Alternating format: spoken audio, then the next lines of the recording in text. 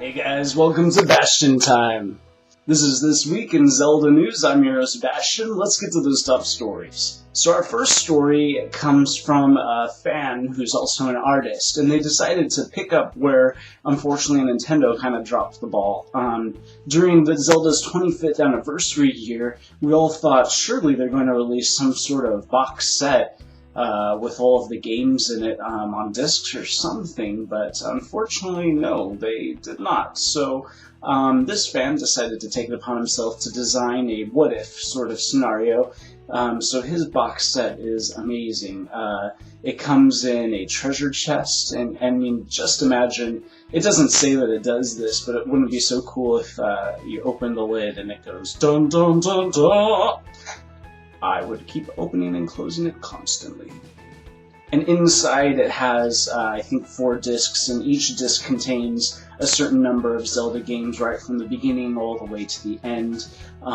It's awesome looking. I wish Nintendo had released this because I would have bought it, but they didn't. But who knows, maybe for Zelda's 50th anniversary we'll get something like that. Our next story is about the Zelda Symphony of the Goddesses. You might remember that when you purchased Skyward Sword, in that box came a disc that had sort of selections from the Zelda Symphony as it was at that time. That was the 25th anniversary symphony. Symphony of the Goddesses is a little bit different, and so a lot of fans have been saying, you know, we'd like an actual CD that features all 4 of those movements from the Symphony of the Goddesses, and unfortunately Nintendo feels that it's too soon after the release of Skyward Sword and that one Symphony disc to go ahead and make something like that happen. So the producers of the Zelda Symphony are urging fans to go ahead and maybe pester Nintendo a little bit, and that they'll be then if Nintendo gives them the go-ahead, they'll be very happy to go ahead and release a CD of that actual symphony. Our next story is about a nursery. A very, very lucky newborn got an awesome Zelda-themed nursery. Apparently this is painted by the guy who did the Yoshi Island nursery, which I hadn't heard of until now, but is an equally amazing nursery. It's just breathtaking, the artistry. I would almost...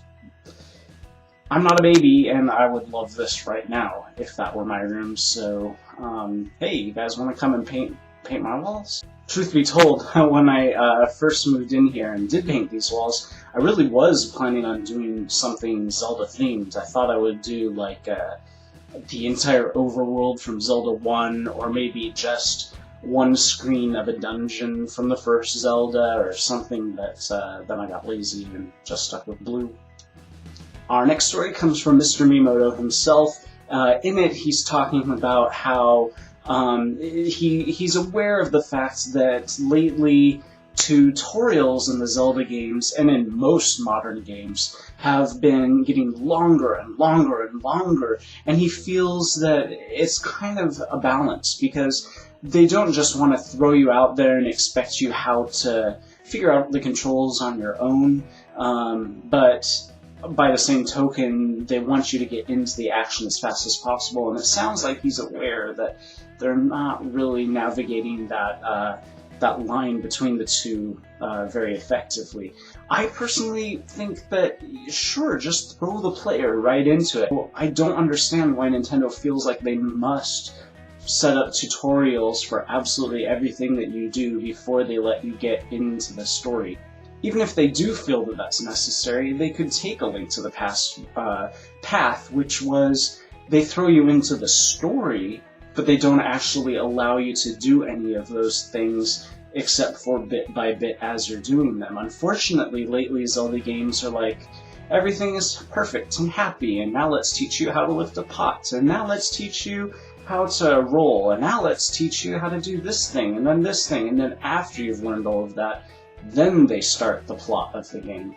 I don't think that's necessary. I think you can start the plot at the very beginning and have it all, all exciting and everything, and then as you go bit by bit teach you how to do stuff. But I don't know, it sounds like maybe that's what Mr. Miyamoto understands might need to happen, is something more along what I was just describing and not what they've been doing lately, which is spending an entire hour teaching you how to use every single button.